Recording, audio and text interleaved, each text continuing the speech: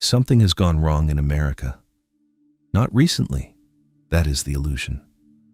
The wrongness has been building for decades, quietly, beneath the surface of the richest economy the world has ever produced.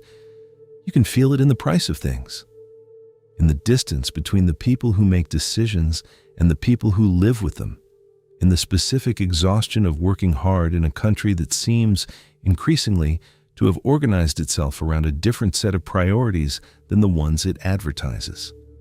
In the way the word opportunity has begun to sound, to a great many Americans, like a word from another language. Technically familiar, experientially remote. In 2026, the top 1% of Americans own approximately 30% of the nation's wealth. The top 10% own roughly 2/3 of everything. And 8 men control more personal wealth than the bottom half of the population combined. These are not talking points. They are measurements. And they are measurements that historians have seen before, not as a rough approximation, not as a loose analogy, but as a near-exact pattern that this country has lived through once already. The top 1% in 1890 owned roughly 25% of national wealth. The top 10% owned nearly 90% of everything. The mechanisms were different. The geometry was identical. This is not a coincidence. It is a rhyme. And history, when it rhymes this precisely, is usually trying to tell us something. Mark Twain named it. In 1873, he and his neighbor Charles Dudley Warner wrote a novel, half satire, half diagnosis, and entirely furious, and they called it The Gilded Age, A Tale of Today. The title was the whole argument.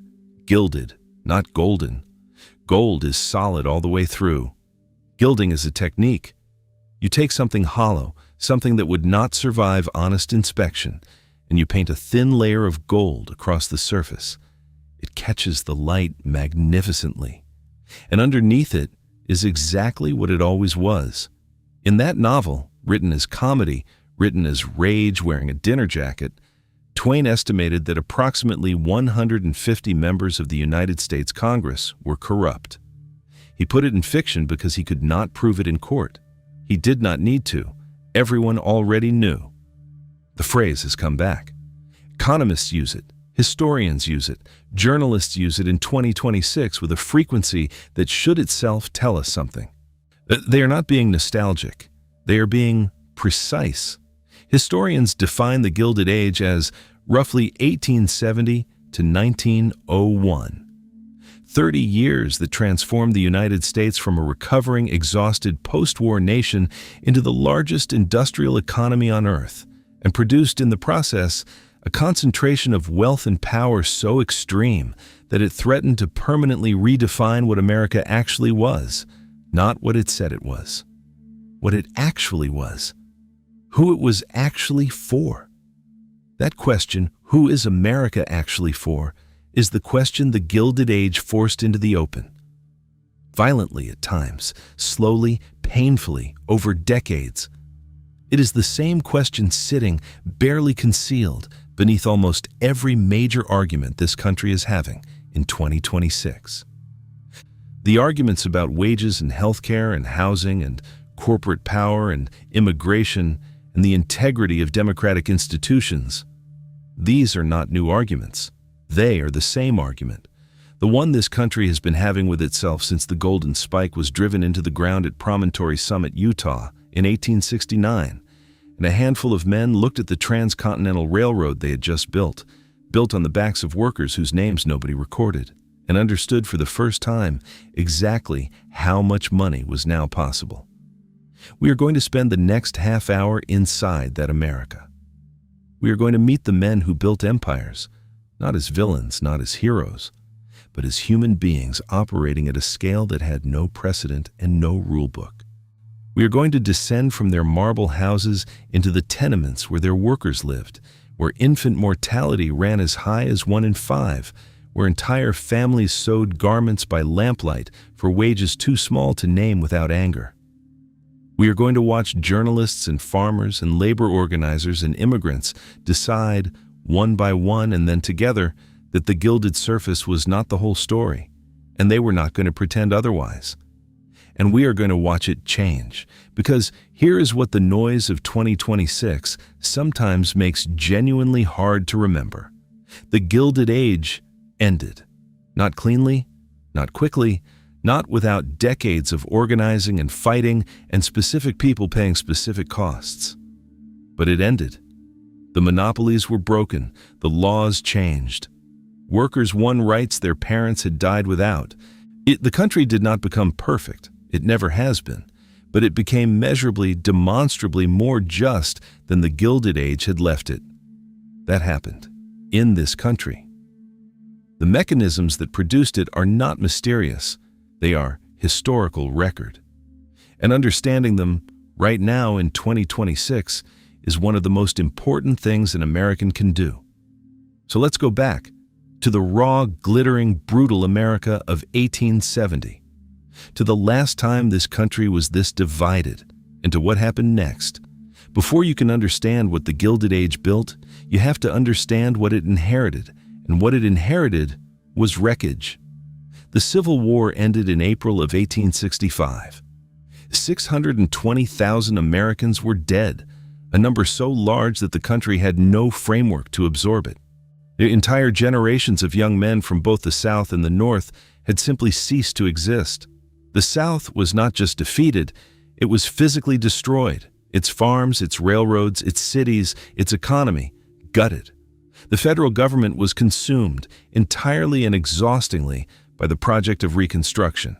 The attempt to reintegrate 11 Confederate states, to define the legal status of 4 million formerly enslaved people, and to hold a fractured nation together by sheer institutional will. It was not going well. Reconstruction was noble in its ambition and brutal in its execution. The 13th, 14th, and 15th Amendments, abolishing slavery, guaranteeing citizenship, extending the vote to black men, were genuine, radical achievements. But the political will to enforce them was already eroding by the time the ink dried. The men who had fought to preserve the Union were tired. The men who had fought to destroy it were not finished. This is the America of 1865, exhausted, traumatized, morally spent, and about to be transformed beyond recognition, not by politics, not by ideology, but by iron rails and steam engines and the particular genius of men who understood, before almost anyone else, that the real power in the new America would belong not to the general who won the last battle, but to whoever controlled how goods and people moved across a continent. On May 10th, 1869, at a place called Promontory Summit in the Utah Territory, two locomotives faced each other on a newly completed track. The Central Pacific had built east from Sacramento, but the Union Pacific had built west from Omaha. They had been racing, literally racing, competing for federal land grants measured by the mile, through deserts and mountain passes and endless plains for 6 years. And now, the tracks met. A golden spike was driven into a tie of polished California laurel wood. The telegraph transmitted the moment in real time to a waiting nation. Bells rang in cities from New York to San Francisco. It was, by any honest measure, one of the greatest engineering achievements in human history. Think about what distance meant in America before the railroad. In 1860, traveling from the East Coast to California took approximately 6 months. By 1870, it took 6 days. 6 months to 6 days, in a single decade. America did not just get faster, it got smaller. And in getting smaller, it got richer, for some people, in ways that had no precedent in American history or, arguably, in any history. In 1860, there were approximately 30,000 miles of railroad track in the United States. By 1900, there were 193,000 miles, more railroad than existed in the entirety of Europe combined, laid mostly by hand, by men earning wages that barely kept them alive, across terrain that killed hundreds and maimed thousands more. The railroads of the 1870s were the internet platforms of the late 1990s and 2000s. Not loosely, not poetically, structurally. Both created infrastructure so essential, so rapidly, that opting out became functionally impossible. A farmer in Kansas in 1880 had no alternative to the railroad. He could not get his grain to market without it. The railroad knew this, and it priced accordingly. Today, a small business that needs customers has no practical alternative to Google's search algorithm, or Amazon's marketplace, or Meta's advertising platform. These platforms know this too, and they price accordingly. The technology changes, the dynamic, private infrastructure, public dependency, regulatory paralysis does not. The railroads also created the first truly modern corporations in American history. Before them, the largest organizations in America were state governments and the military. A railroad operating across multiple states, employing tens of thousands of workers, coordinating freight and finances across a continent. This was something genuinely new. No individual could understand it entirely. No existing management structure could run it. The railroads had to invent modern management essentially from scratch. And, inevitably, the first systematic methods of corporate corruption. Because when you are moving this much money in a legal environment never designed for anything like you, the opportunities for self-enrichment at the public's expense are not incidental. They are structural. The average industrial worker's wage rose from roughly $380 a year in 1880 to $564 by 1890. On paper, progress. In reality, these workers had no safety net, no health care, no retirement, no recourse if a machine took their arm. The wage gain was real. So was everything it could not buy. And then there are the men who actually built it. Not the men who owned it. The men who drove the spikes and graded the roadbed and drilled through the granite of the Sierra Nevada with hand tools and black powder and, later, nitroglycerin. An estimated 10,000 to 20,000 of them were Chinese immigrants, most from Guangdong province in southern China. Most young, most having paid their own passage across the Pacific on the promise of wages and work. They did the most dangerous jobs, the blasting, the cliff-face drilling, the handling of explosives that killed without warning in the high mountain passes. They worked through the winter of 1866 in the Sierra Nevada, tunneling through 40 feet of solid granite while buried under 30 feet of snow, living in tunnel systems they carved out themselves. They were paid less than their white counterparts. They were given no credit in the official accounts. When the Golden Spike was driven at Promontory Summit, when the photographers arranged themselves and the dignitaries gathered, not one Chinese worker appeared in the famous photograph. They built it. They were erased from it. This is not an accusation directed at any living person. It is a fact with a paper trail, and it deserves to be named clearly. The pattern it establishes, essential labor rendered invisible, the people who built the thing excluded from the story of its building, runs through the entire era like a thread. It runs, if we are honest, considerably further than that. In 2026, the garments worn by Americans are largely made in factories in Bangladesh, Vietnam, and Cambodia by workers earning wages and laboring in conditions that would be recognizable to a Lower East Side immigrant in 1885. The suffering did not disappear. It was outsourced. And the American consumer, like the wealthy New Yorker who never visited the tenements, mostly does not see it until someone makes them look. Someone always eventually makes them look. That is, in fact, what this story is about. The Transcontinental Railroad was complete. The Golden Spike was in the ground. The men who owned the railroads were about to become richer than any Americans had ever been. And the country that had just survived the bloodiest war in its history was about to enter a different kind of struggle entirely. One fought not with rifles, but with money and power, and the question of who, in the end, the American promise actually belonged to. We are about to meet the men who believe they already knew the answer.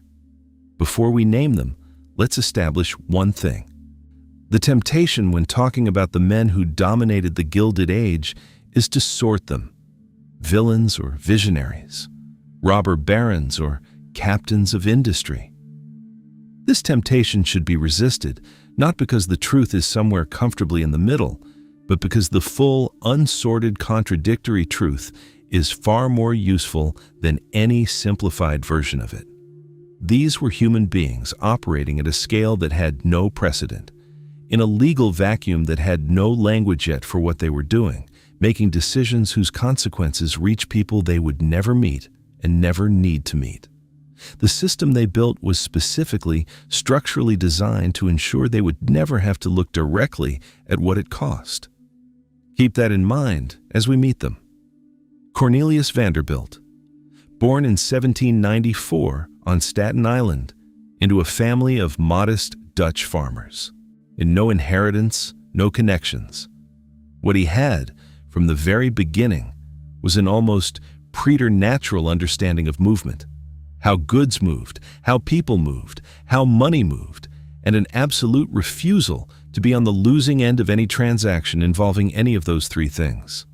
He started with a single ferry, one boat, New York Harbor, age 16. By his 30s, he had a shipping empire. And then, at 68, an age when most men of his era were already dead, he did something that had no rational explanation except that some people are simply not finished.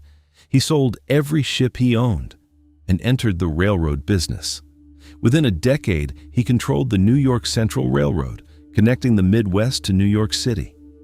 He was creating genuine value. He was also, when the situation called for it, something else entirely. And when a legal challenge arose, Vanderbilt was asked what he intended to do about it. He said, "Law, what do I care about law? Ain't I got the power?" He was not being rhetorical. He was being precise. He had the railroads had the politicians wrote the laws. The circle was not complicated. It was just large enough that most people couldn't see all of it at once. He died in 1877 worth $100 million in a country where the average worker earned less than $500 a year. His last hours were spent requesting hymns at his bedside, brutal in business, sentimental in private. The first of a type America was about to produce in remarkable abundance. In 2026, two companies control the infrastructure through which most American commerce moves. If you want to sell something online, reach customers at scale, or move goods efficiently, you almost certainly need one of them. They know this. The pricing reflects it. A small business owner in 2026 navigating Amazon's fee structure occupies, in every way that matters, the same position as a Kansas wheat farmer in 1880, standing at the railroad office, hat in hand, with no alternative and no recourse. John D. Rockefeller, born in 1839 in Richford, New York. His father, William Avery Rockefeller, known as Devil Bill, sold fake cancer cures from the back of a wagon at country fairs. He had a second secret family in another state. He stole from the household money. He disappeared for months and returned without explanation. He told people, "I cheat my boys every chance I get. Now, I want to make them sharp." Young John responded by becoming his father's precise opposite in every visible way, and his father's student in every way that mattered. Meticulous ledgers from adolescence, 10% of every paycheck to charity, starting at 16. Devout Baptist, neither drank nor smoked, by every surface measure, the most respectable man imaginable. He founded Standard Oil in 1870 in Cleveland, Ohio. He was 30 years old. Within 10 years, Standard Oil controlled over 90% of all oil refining in the United States. Not 50, not 70, 90. One company, controlled by one man, refined 9 out of every 10 barrels of oil in America. The mechanism was not complicated. It was just invisible until someone looked directly at it. Rockefeller negotiated secret deals with the railroads. Standard Oil would guarantee volume. The railroads would charge Standard Oil lower rates than its competitors, and pay Rockefeller a portion of what they charged those competitors, a cut of the freight bills of the companies trying to compete with him. His competitors were, without knowing it, paying for their own destruction. A small oil producer named Frank Tarbell watched Standard Oil's machinery dismantle everything he had built. The prices he couldn't match, the railroad rates he couldn't explain because the deals were secret. He watched it happen the way you watch a flood. You can see the water rising, but you cannot find where it is coming from. And by the time you understand the source, everything you built is already gone. He never fully recovered. Rockefeller's net worth at its peak, adjusted for today's economy, exceeded $400 billion, the richest private individual in the history of the world. He gave a dime to every person he met for his entire adult life. He funded the University of Chicago, Spelman College, and what became Rockefeller University. He lived to 97. He attended church until he could no longer walk. In 2026, one company controls approximately 90% of American internet search, what information Americans find, what businesses they discover, what version of reality appears when someone types a question into a screen. Standard Oil controlled 90% of American oil refining. Standard Oil was broken up by the Supreme Court in 1911 into 34 separate companies. The search company's antitrust case is currently under appeal. The 90% has not changed. The outcome has not yet been decided. Frank Tarbell's daughter decided she wasn't willing to wait for someone else to decide it. We'll come back to her. Andrew Carnegie. Now the one whose story hurts the most. Because he knew. He had been there. He remembered exactly what it felt like to be at the bottom of the machine. And he built the machine anyway. Born in 1835 in Dunfermline, Scotland, to a handloom weaver who had the particular misfortune of being skilled at something the Industrial Revolution had just made worthless overnight. The family scraped together what they had, almost nothing, and in 1848 sailed for America. Andrew was 13. His mother had sold her furniture to pay for the voyage. Carnegie went to work immediately. Bobbin boy in a cotton factory, before dawn, 6 days a week, $1.20 a week. The factory was loud beyond description and hot beyond endurance, and the bobbins made his fingers bleed. He was 13 years old, in the country his mother had sold her furniture to reach. He taught himself telegraphy by memorizing sounds through a wall, got a better job, then another. He watched how money worked and learned faster than almost anyone around him. The way people who start with nothing sometimes learn, with a hunger that comfort never quite produces. He built Carnegie Steel into the largest steel company in the world. In 1889, he wrote The Gospel of Wealth, a remarkable document arguing that a rich man who died rich had died in disgrace, that great wealth carried a moral obligation to give it away. He meant it. He gave away over $350 million before his death in 1919. He built 2,509 public libraries across the English-speaking world. Every one of them was, in some sense, a letter back to the boy in Pittsburgh with bleeding fingers who wanted to learn and had no means to do so. And yet, his workers at Carnegie Steel worked 12-hour shifts, 7 days a week, in heat that routinely reached 130 degrees near the furnaces, for wages that kept them permanently, deliberately poor. When they organized, Carnegie left for Scotland. He left his plant manager Henry Clay Frick in charge. Frick hired 300 armed Pinkerton detectives. They arrived at the Homestead plant by barge in the dark. There was a battle on the banks of the Monongahela River. Men died. The Union was destroyed. Carnegie, from Scotland, wrote in his letters that the whole affair was deeply distressing to him. He did not come home. How does a man who builds 2,509 libraries pay workers wages too low to buy books? You hold that contradiction the way you hold any true contradiction, without resolution. Because the resolution, if there is one, belongs to the workers on the Monongahela. And we don't have their letters. In 2026, the 5 wealthiest men in America have signed the Giving Pledge. Their combined net worth has nonetheless increased by more than $1 trillion in the last 5 years. In Amazon's fulfillment centers, the injury rate for warehouse workers runs nearly double the industry average. The company has funded libraries too, and food banks. Carnegie signed no pledge. He just built the libraries. The workers at Homestead had a view about what that was worth. We don't have their letters either. J.P. Morgan. Finally, the one who was born rich and who understood that the real power in the Gilded Age was not in building things. It was in deciding which things got built. Born in 1837 in Hartford, Connecticut, into a banking family. Educated in Switzerland. He never worked with his hands. What he did, with a precision that was all the more striking for its complete absence of physical drama, was organize capital. He decided where money went. In the Gilded Age, that meant he decided what got built and what didn't, who rose and who didn't, what America looked like. He invested in Thomas Edison and helped bring electric light to the United States. He formed General Electric.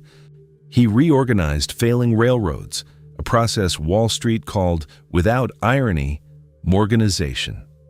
He sat simultaneously on the boards of 48 corporations: banking, railroads, shipping, manufacturing, insurance.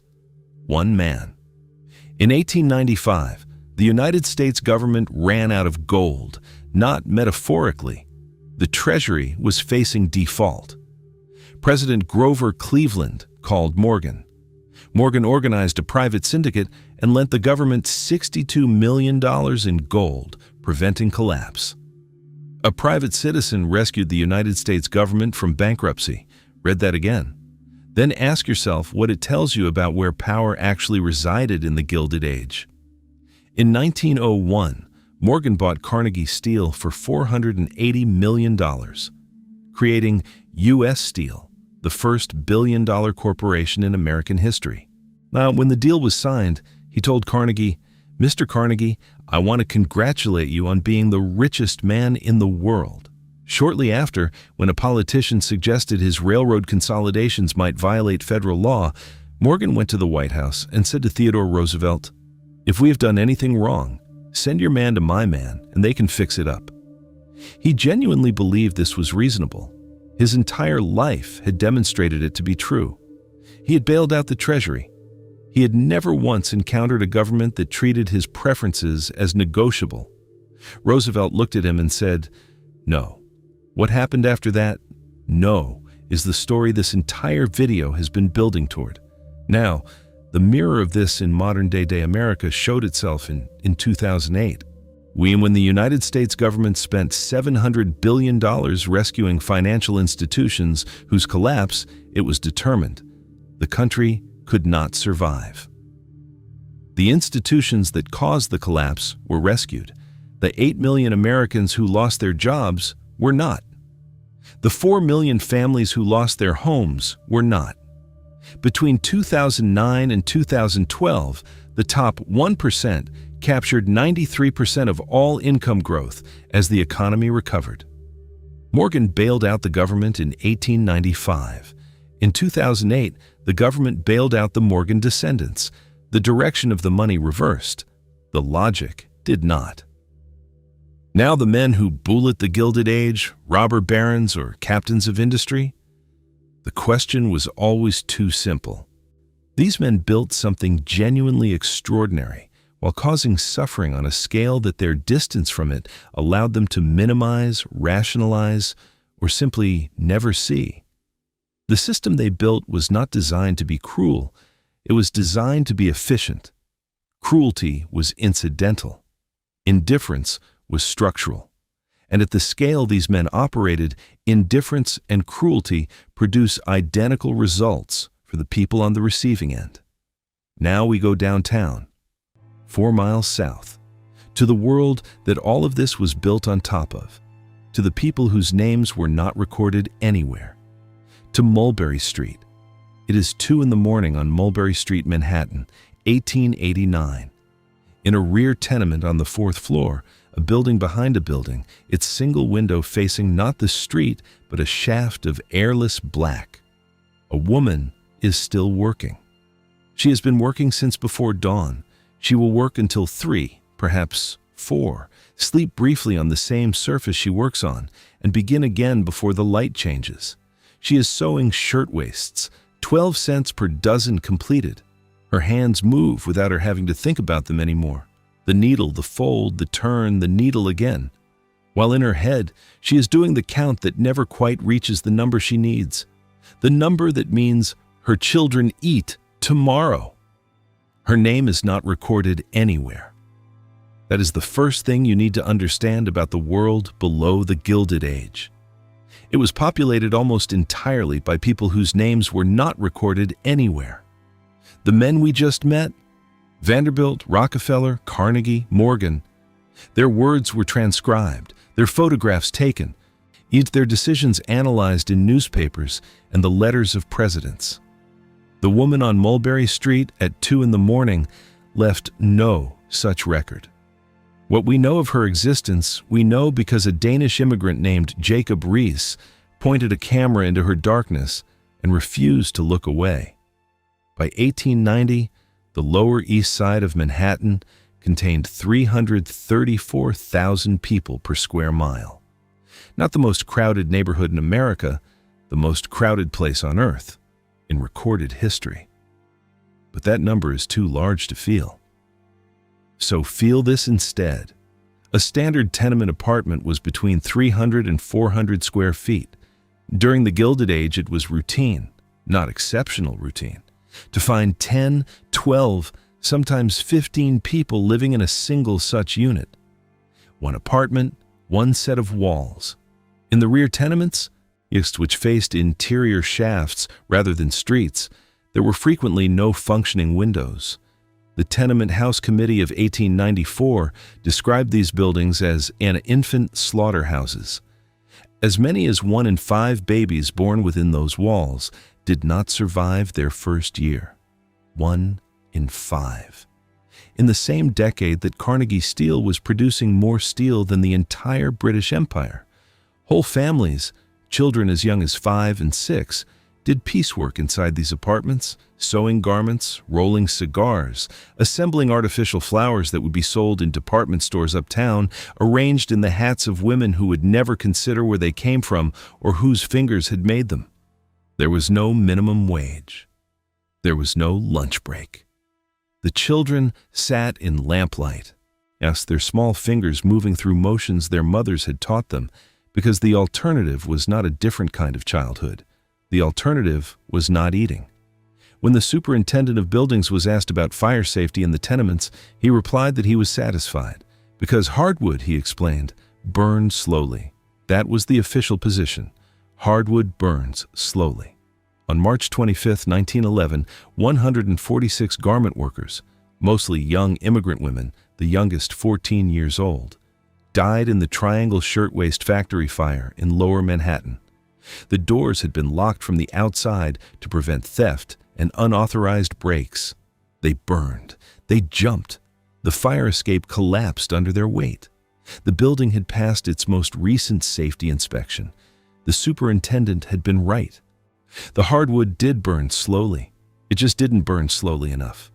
The shirtwaists being sewn in that Mulberry Street apartment in 1889 were destined for American department stores.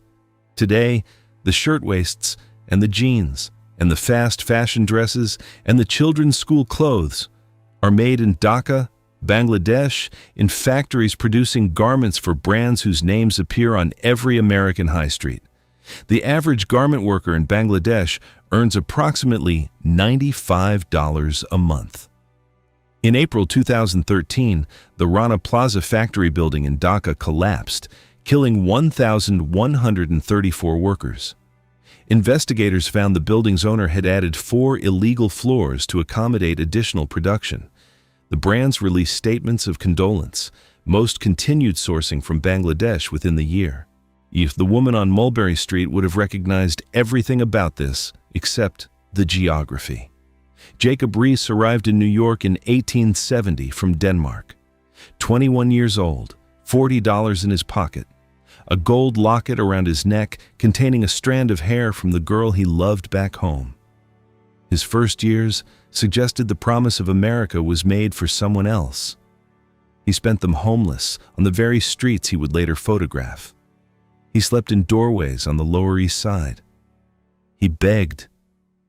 He knew hunger not as an idea, but as a physical condition, the specific weight of it, the way it narrows your thinking to a single point. He watched a man steal his only possessions while he slept in a police lodging house. When he reported it, the officer on duty threw him back into the street. He nearly did not survive those years. Then, journalism found him. He became a police reporter for the New York Tribune and began to understand something that would change American history, that the people with the power to change the tenements did not know what he knew. Not because the information didn't exist, because they had never been made to look at it directly. The tenements were 4 miles from the drawing rooms of Fifth Avenue. They might as well have been in another country. He decided to close the distance. He taught himself flash photography, a dangerous new technology using exploding magnesium powder to illuminate dark interiors. He went into the tenements at night. He photographed families asleep in piles on floors, men sleeping 3 to a plank stretched between 2 barrels, a rear courtyard at midnight where 60 people shared a single pump. A family of 7 in a room not large enough for 7 people to stand in simultaneously without touching.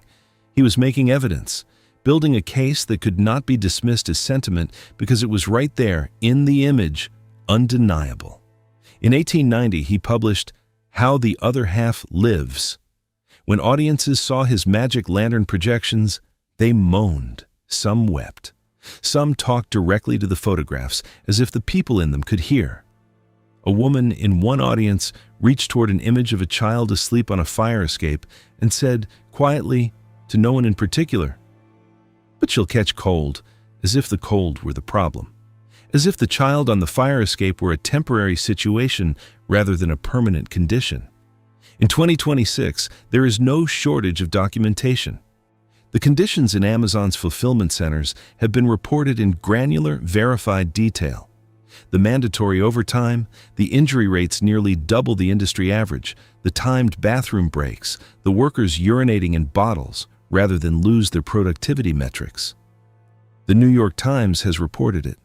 Congress has held hearings. The documentation exists.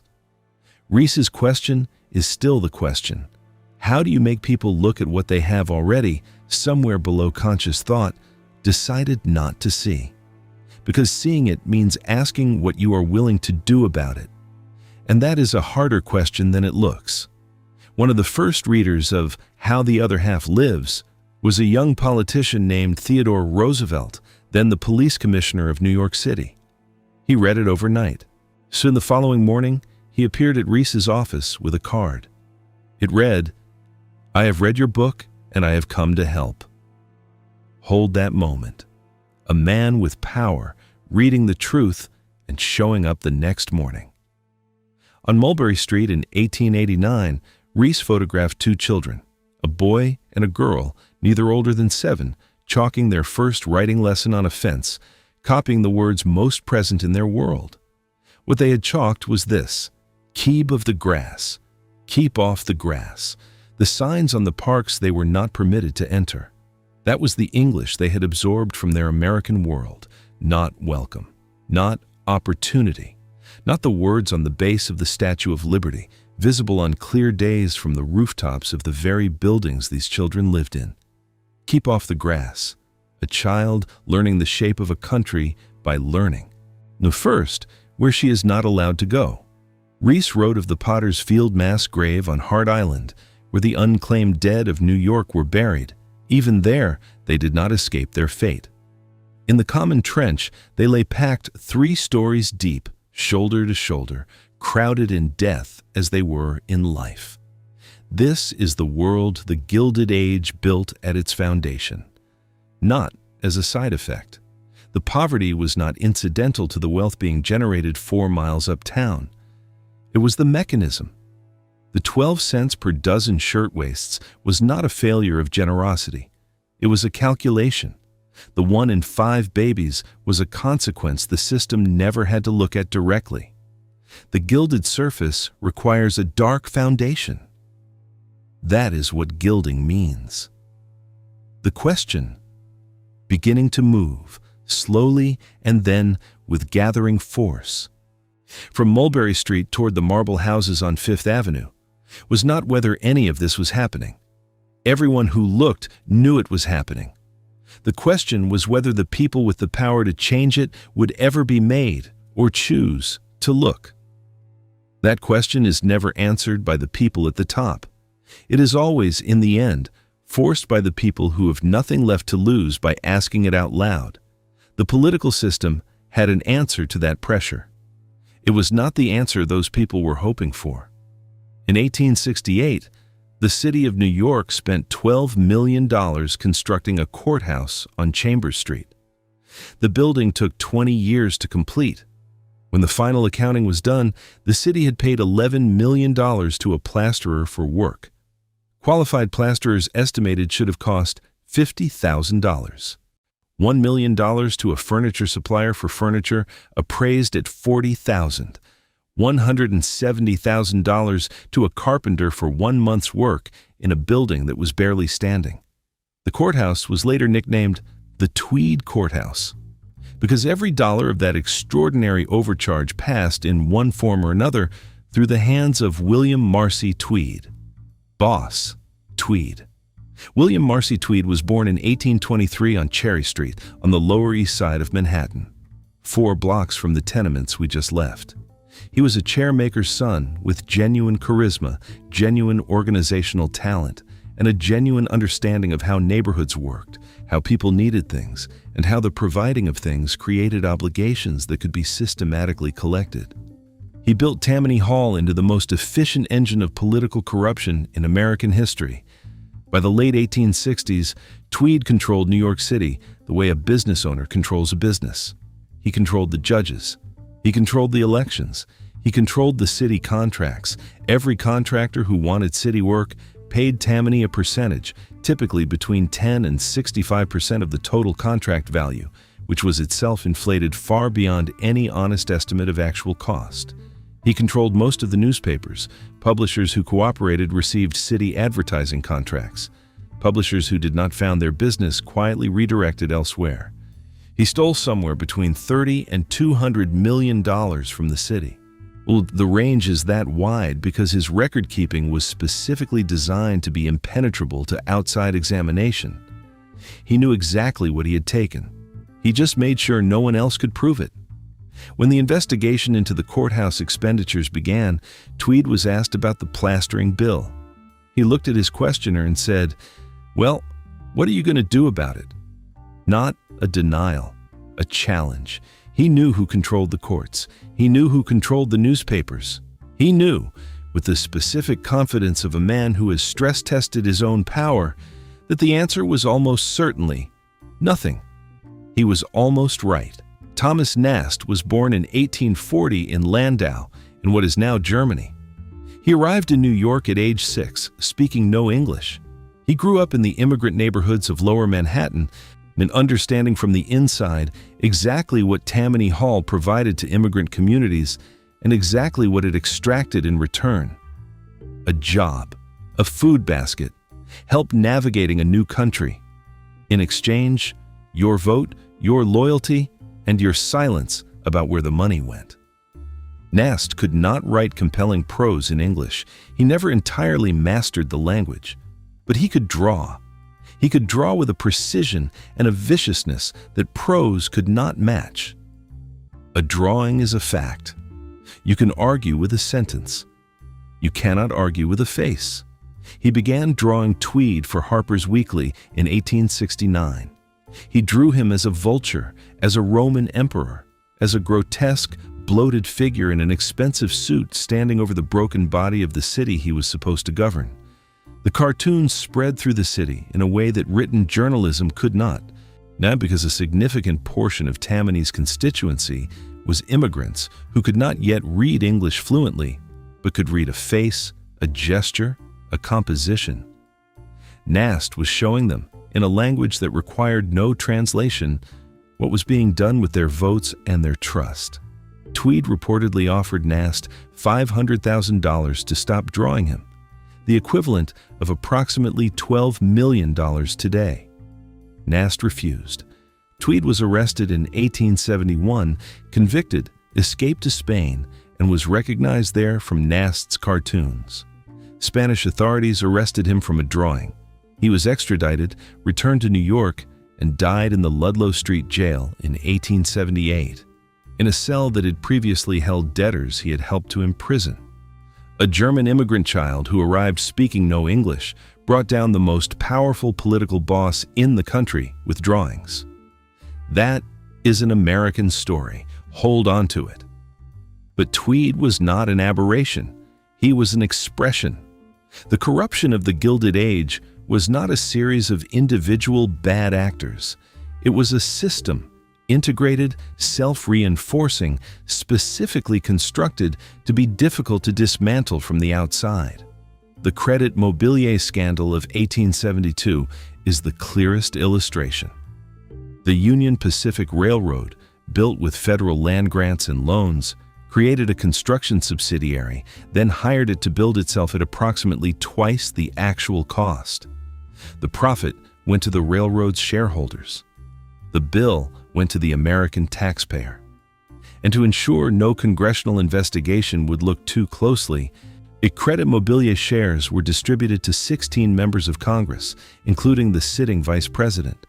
The government had been overcharged by more than $23 million. Of the 16 congressmen implicated, 2 were censured. The rest continued serving.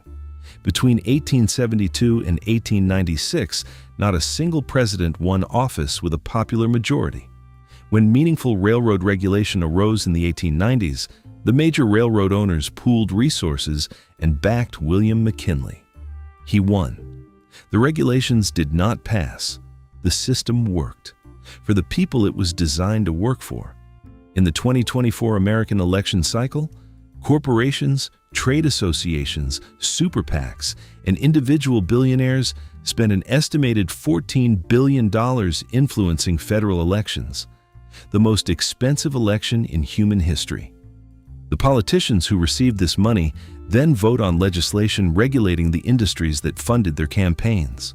Tweed ran his operation with ledger books, cash envelopes, and inflated plastering contracts.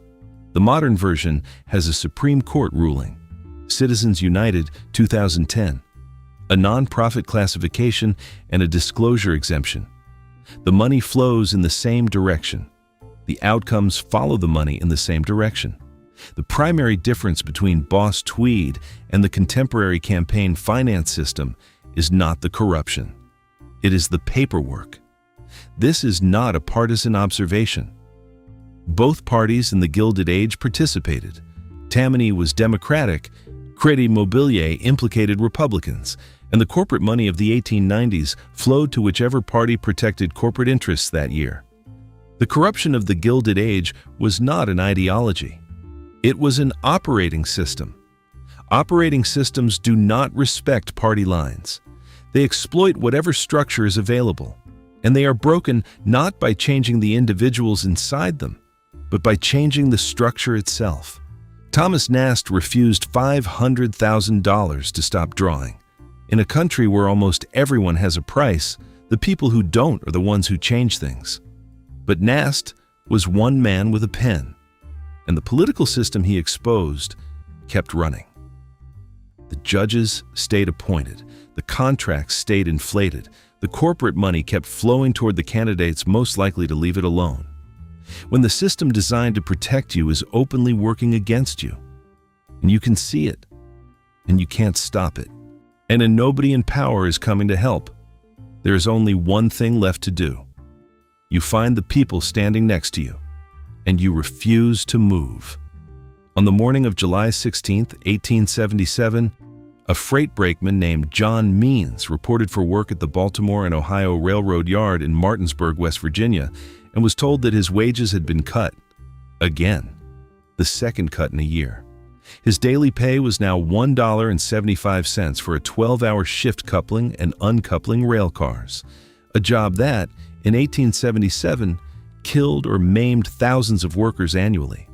No safety equipment, no compensation if injured, no recourse if fired, $1.75. John Means uncoupled the engine from his train and walked away from it. Within hours, every worker in the Martinsburg yard had done the same.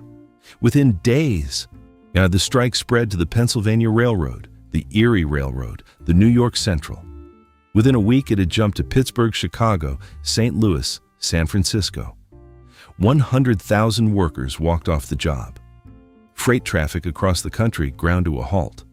The governors of 10 states called out the National Guard.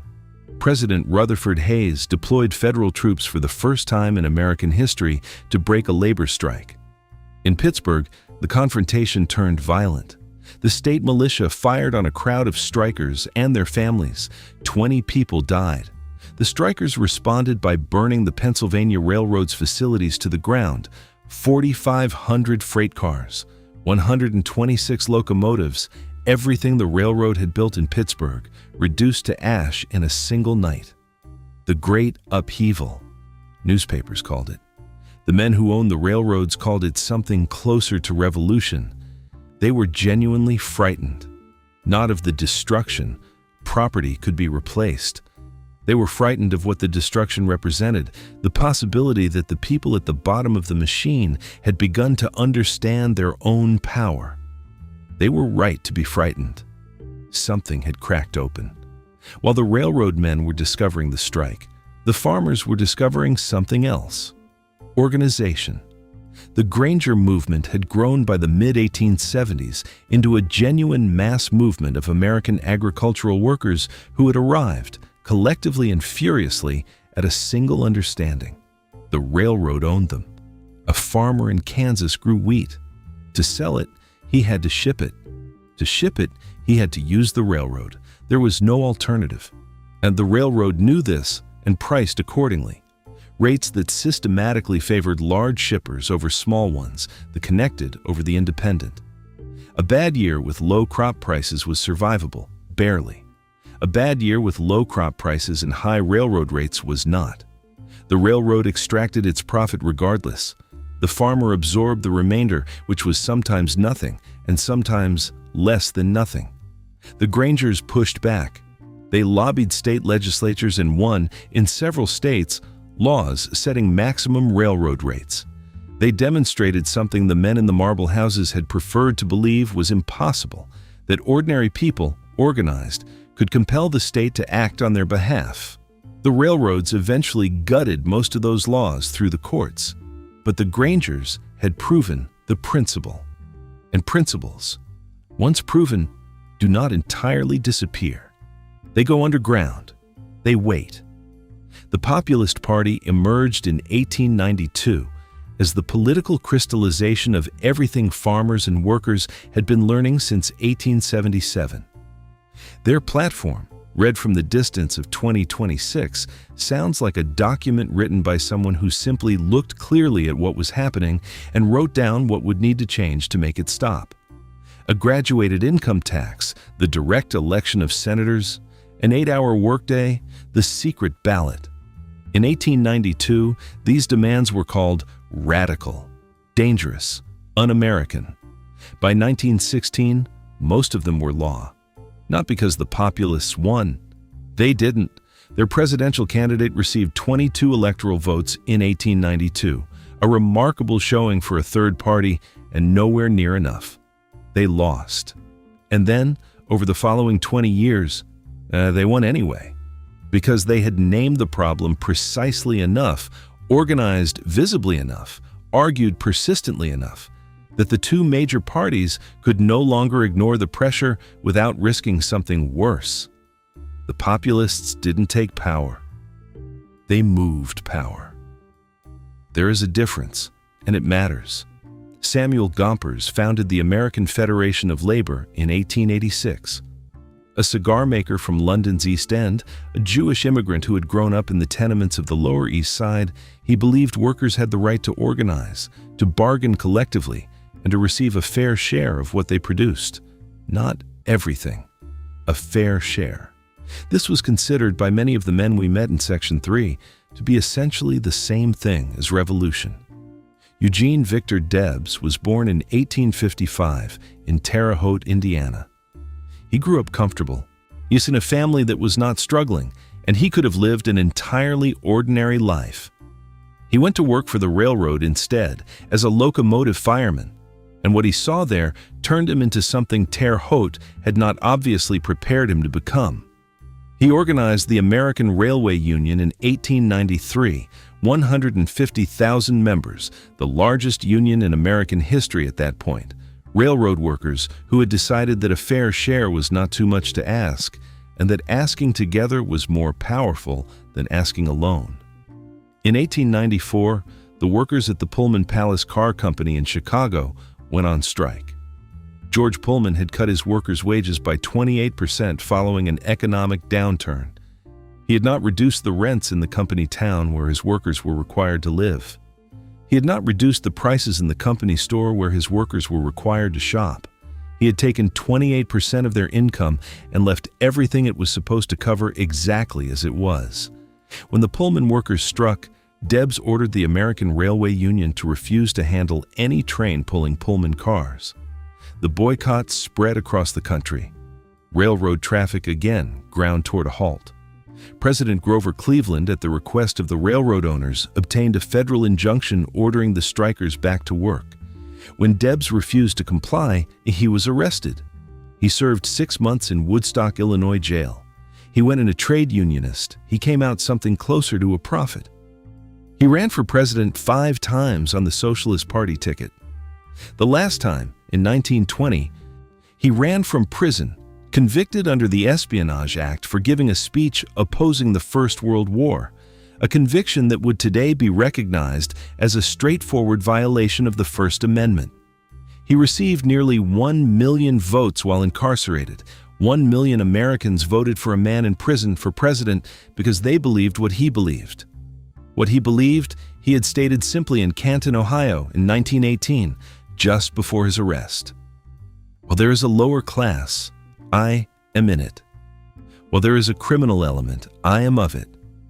While there is a soul in prison, I am not free. An ordinary man from Indiana. Who believed that? Who paid for believing it with years of his life? In April 2022, workers at an Amazon fulfillment center on Staten Island, a warehouse the size of 14 football fields, now employing thousands on mandatory 10-hour shifts with algorithmically monitored productivity quotas, voted to unionize. The man who organized them was Chris Smalls, a former Amazon employee fired in 2020 after organizing a walkout over COVID safety conditions. Amazon spent $4.3 million on anti-union consultants. Smalls spent approximately $10,000, raised largely from GoFundMe. The arguments made on that warehouse floor in 2022 about dignity, about fair shares, about the right to organize without retaliation are, sentence for sentence, nearly identical to the arguments made by Debs's railway workers in 1894. So are the arguments made against them. The wheel turns. It turns slowly, but it turns. This is what the Gilded Age teaches about power from below. The lesson the men at the top spent the most energy trying to prevent their workers from learning. The powerless have one weapon that money cannot easily buy, and lawyers cannot easily enjoin, and Pinkerton detectives cannot easily break up if practiced with enough discipline and enough solidarity. Each other. John Means walked away from his engine in Martinsburg on July 16, 1877. And within a week, 100,000 people had walked with him. He did not have money. He did not have lawyers. He did not have a seat at any table where decisions were made. He had the engine, and he left it sitting on the tracks. That, it turned out, was enough to make the men in the marble houses genuinely afraid. Fear, as it happens, is where reform begins. And Theodore Roosevelt coined the term muckraker. He did not mean it as a compliment. The journalists he was warning took it and wore it as a badge. Fine. If the muck exists, someone has to rake it. And in the America of 1900, the muck was deep enough to drown in. They were not a movement exactly. They were a convergence, a generation of journalists equipped with the same conviction. that the American public, given accurate and sufficiently documented information about what was actually happening in the corridors of corporate and political power, would demand change. The problem was not indifference. The problem was ignorance, not stupidity. Ignorance. The deliberate, systematically maintained ignorance of a public kept at a careful distance from the mechanisms operating in its name. They set out to close the distance. Ida Minerva Tarbell was born in 1857 in a log cabin in Erie County, Pennsylvania. Her father, Frank Tarbell, was a small oil producer, one of the independent operators who had built a modest, sustainable business in the Pennsylvania oil fields before Standard Oil arrived and began its systematic work of elimination. We met Frank Tarbell earlier in this video. We watched what happened to him. The secret railroad rebates he couldn't explain, the prices he couldn't match, the buyers who quietly stopped returning his calls, his business dissolving in ways he could see but not prove because the weapon being used against him was invisible by design. He never fully recovered, not financially. Not, his daughter would later write, in some more essential way. There was something broken in him after Standard Oil finished with him, something closer to the breaking of a belief. He had believed the system was fair. And then he had watched, helpless, as the system demonstrated methodically and without apparent conscience that it was not. His daughter watched him. She was a girl in the Pennsylvania oil country when Standard Oil dismantled her father, and she remembered everything. She remembered it the way people remember the things that form them, not as a story she had been told, but as a fact she had absorbed through her skin. She went to college at a time when that was unusual for a woman. She became a journalist for McClure's magazine in New York. She had been writing profiles of Napoleon, of Lincoln, when her editor, Samuel McClure, asked her what she wanted to do next. She told him she wanted to write about Standard Oil. McClure thought it was too big, too complicated, too legally dangerous. She spent the next 5 years proving him wrong. Tarbell did not approach Standard Oil the way a polemicist approaches a target. She approached it the way a scientist approaches a problem, systematically, exhaustively, without predetermined conclusion. She interviewed former Standard Oil employees. She interviewed independent producers destroyed by Standard Oil's competitive practices, men like her father, willing to talk now because they had nothing left to lose. She obtained internal Standard Oil documents, shipping records, correspondence, financial records, that showed, in the company's own handwriting, exactly how the secret railroad rebate system worked. She was building a case that could only be answered with different facts. Standard Oil did not have different facts because the facts were what they were. Between 1902 and 1904, McClure's published her findings in 19 installments, each one more documented, more devastating than the last. The series was read by millions, read by members of Congress, read, reportedly with increasing fury, by Rockefeller himself, who referred to her privately as Miss Tarbell and claimed she had treated him unfairly. He never directly rebutted a single documented fact she published, because he couldn't. She had used his own documents. In 1911, the Supreme Court ordered Standard Oil broken up into 34 separate companies. The most powerful corporation in the history of the world was dismantled in significant part because a woman with a notebook and 5 years of discipline had refused to look away. She was not a lawyer. She held no office. She had a typewriter, a press credential, and a memory of her father's face. It was enough. Now let's look at the modern mirror. In April 2016, the International Consortium of Investigative Journalists published the Panama Papers, 11.5 million leaked documents revealing how thousands of the world's wealthiest individuals had hidden money in offshore accounts beyond the reach of taxation and legal accountability. The journalism was scrupulous. Governments fell in Iceland and Pakistan.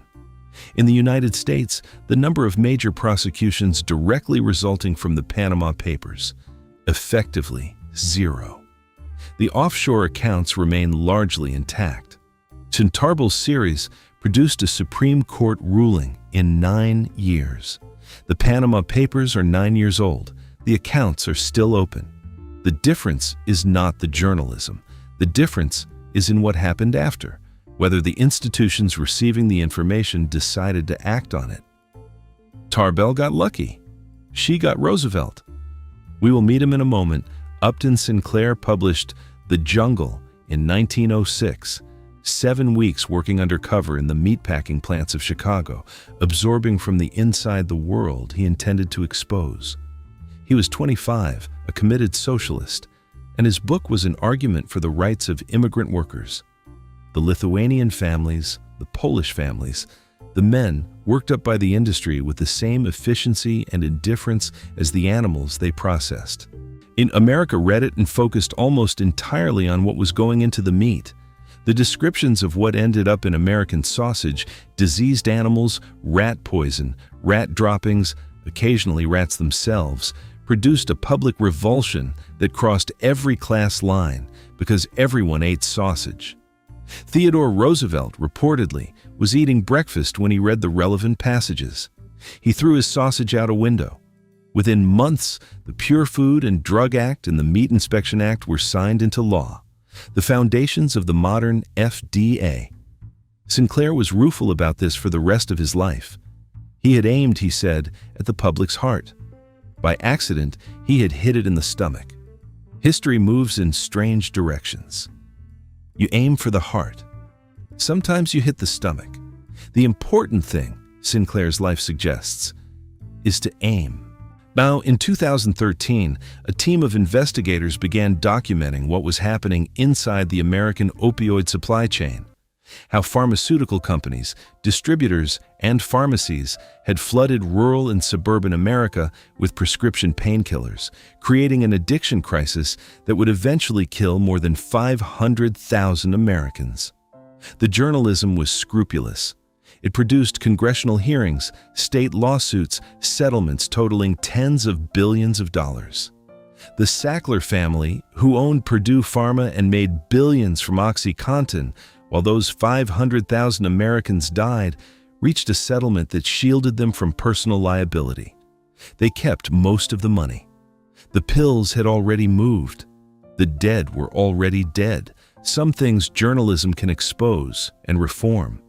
Some things it can only document, so that the next generation knows what happened and to whom and why. That documentation is not nothing. Ask Ida Tarbell's father. Power does not fear exposure the way it fears accountability. The robber barons were not operating in secret. They were operating in a space where the distance between what everyone suspected and what anyone could prove was vast enough to be safe. What Tarbell did, what Riis had done before her, what Sinclair did alongside her, was collapse that distance. Not with opinion, with documents, with photographs, with 7 weeks in a meatpacking plant and 5 years of shipping records, with the specific, patient, unglamorous labor of making the invisible visible and the suspected provable. They did not change America.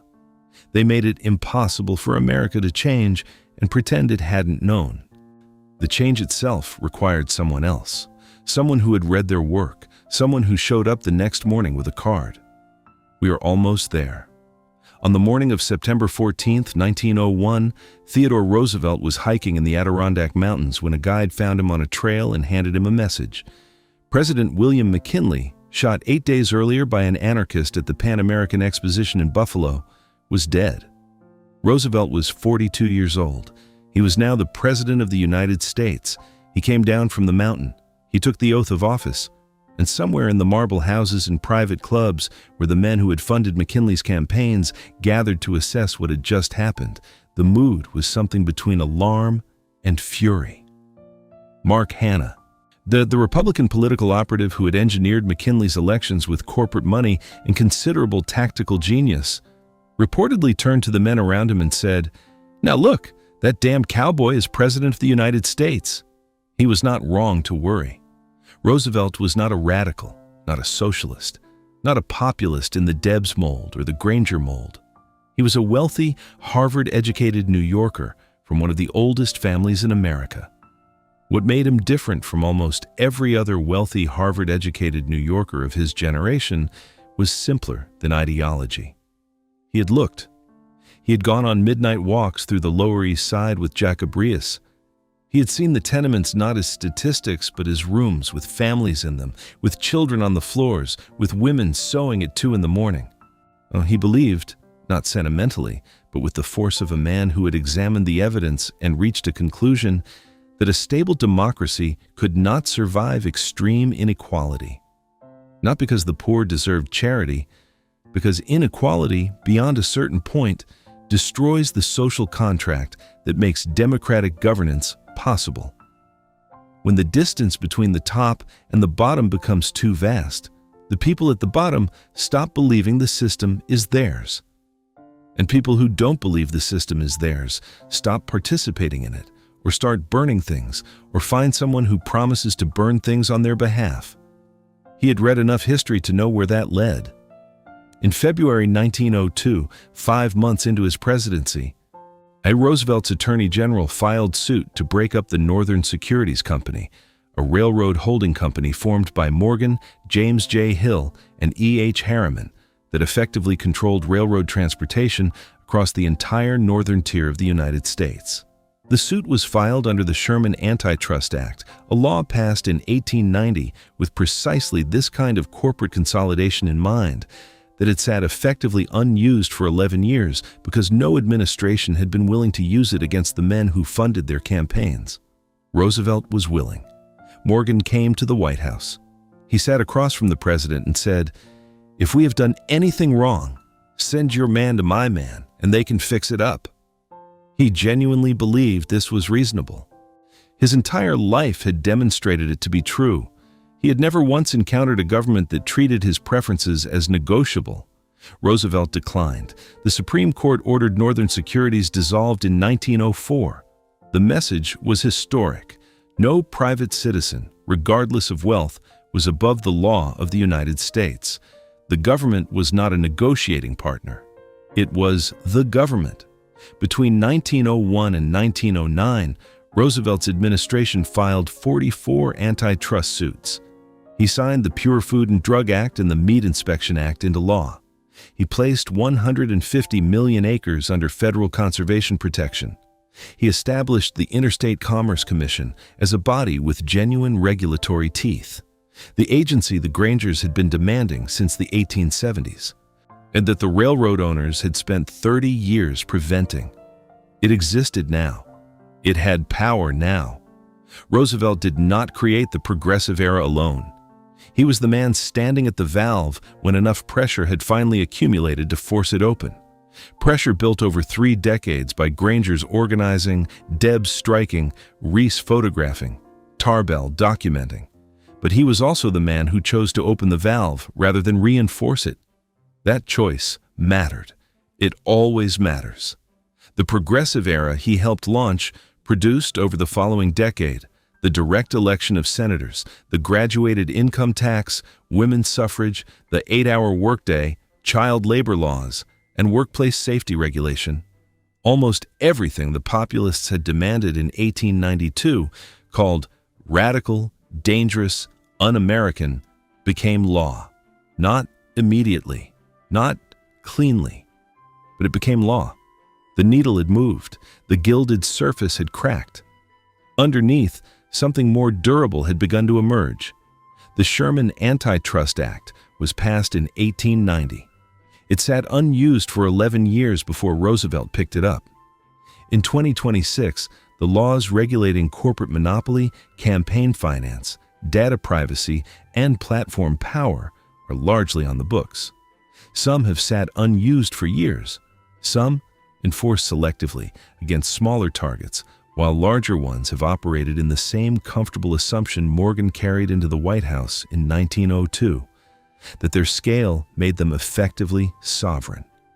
The tools exist. The question Roosevelt answers, the question every generation has to answer for itself, is not whether the tools are available.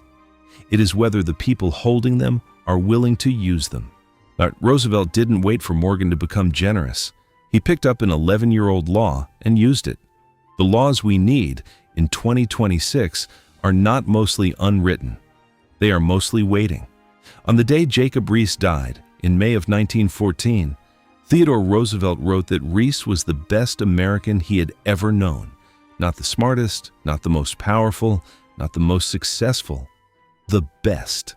A Danish immigrant who had arrived broke and homeless, who slept in the doorways of the streets he later photographed, who never ran for anything and never owned anything of consequence, who spent his life making the invisible visible, called the best American by a president of the United States. The Gilded Age did not end because the robber barons became generous. It did not end because the economy self-corrected. It ended because enough Americans, workers, journalists, farmers, immigrants, women, and eventually one extraordinary, imperfect politician decided that the gilded surface was not the whole story. And then they did something about it. We started with a feeling, the feeling that something has gone wrong in America, that the wrongness is not new, that the richest economy in the history of the world has organized itself in ways that leave a great many of its people feeling that the promise was made to someone else, that the distance between the people who make decisions and the people who live with them has become so vast it has stopped feeling like a gap in a democracy and started feeling like a permanent condition. We have spent the last half hour inside, the last time America felt exactly this way. And now we have to say what that means, not in the abstract. What it means for you, sitting here in 2026 with everything you now know that you maybe half knew before or suspected but couldn't quite name or felt in the price of things and the specific exhaustion of watching a system move with great efficiency in directions that seem to have very little to do with you. Here is what the Gilded Age actually was. It was not a period of villains. It was a period of systems. Systems that rewarded the accumulation of power so consistently, so efficiently, and with so little resistance from the institutions designed to check it, that the accumulation became self-reinforcing. The railroads made the men who owned them powerful enough to buy the politicians who regulated them. The politicians they bought kept the regulations weak. The weak regulations allowed further consolidation. The consolidation made them more powerful, around and around. Systems like that do not break themselves. They do not reform themselves. They do not, left alone, arrive at a point where the men at the top decide, in a moment of private conscience, that enough is enough. They are broken from outside. Always. In every case, the history records. They are broken by a woman who spends 5 years with a stack of shipping records because her father's face in the years after Standard Oil finished with him is something she has not been able to forget. They are broken by a Danish immigrant who arrives broke and homeless and spends 20 years pointing a camera at what the comfortable classes have successfully not seen. They are broken by farmers who discover that isolation is a choice and organization is a weapon. They are broken by an ordinary man from Indiana who goes to prison for what he believes and receives 1 million votes from prison because he is not the only one who believes it. They are broken by a man who comes down from a mountain in the Adirondacks, takes an oath of office, picks up an 11-year-old law, and uses it. None of them were perfect. None of them had the complete answer. None of them could have done it alone, and none of them tried to. The Gilded Age did not end because of any single person or any single event. It ended because enough people, over enough time, refused to accept that the gilded surface was the whole story. Now comes the part where a video like this is supposed to tell you what to do. This one won't, because the Gilded Age teaches something more specific and more useful than a general call to action. It teaches that the distance between a society organized around the interests of a very few and a society organized around the interests of the many is not fixed. It is not a permanent feature of human civilization. It is a variable. It has moved before. It has moved in this country within the living memory of people whose grandchildren are alive right now. It moved because of journalism. It moved because of organization. It moved because of a vote and a lawsuit and a photograph taken with exploding magnesium powder in a dark room on Mulberry Street and a speech given in Canton, Ohio by a man who was later arrested for giving it. It moved because of a woman who refused to accept that the mechanism her father could see but not prove was beyond the reach of proof. It moved because of a German immigrant child who was offered $500,000 to stop drawing and said no. It moved because of a president who looked at the most powerful private citizen in America and said no. It moved, in other words, because of people. Specific people, in specific places, making specific choices, at considerable personal cost in some cases, and at no cost at all in others. Because sometimes the choice that changes things is simply the choice to look directly at what is there and say clearly what you see and refuse to pretend otherwise. Mark Twain named it. He named it in 1873 because he could not prove in court what he could see with his eyes. He called it gilded. He meant, the surface is not the substance. The shine is not the thing. The thing underneath is waiting to be found out. He was furious about it. He made it funny because fury dressed as comedy is the most devastating kind. That love, the complicated, clear-eyed, undeceived love of a country you know well enough to see its failures and have not given up on anyway, is the emotional DNA of every person in this story. Riis loved it. Tarbell loved it. Debs loved it from his prison cell, receiving 1 million votes from people who loved it too. Roosevelt loved it, imperfectly, contradictorily, with the specific blind spots of his class and his time, but with a genuine conviction that it could be better than it was, and that making it better was worth his life's work. They were not optimists exactly. Optimism is the belief that things will get better. What these people had was something harder and more durable. They had the demonstrated knowledge that things could get better because they had seen, or were part of, the work of making them so. That is not optimism. That is evidence. In 2026, the question of who America is actually for, who the promise belongs to, whether the distance between the people making the decisions and the people living with them can be closed. That question is alive and unresolved in ways it hasn't been since the Gilded Age. The woman on Mulberry Street at 2 a.m. was not comfortable. The boy with the bleeding fingers was not comfortable. Jacob Riis in the doorways of the Lower East Side was not comfortable. They were, in the end, part of something that changed. The Gilded Age ended. Not because history moves in a straight line toward progress. It doesn't. And anyone who tells you otherwise is selling something. Not because the arc of the moral universe automatically bends toward justice. It bends because people bend it, and only as far as people bend it, and it snaps back the moment they let go. It ended because people held on. Journalists held on, farmers held on, workers held on, immigrants held on. One president held on to an 11-year-old law that everyone had decided was decorative, and slowly, imperfectly, incompletely, the needle moved. Jacob Riis died in May of 1914.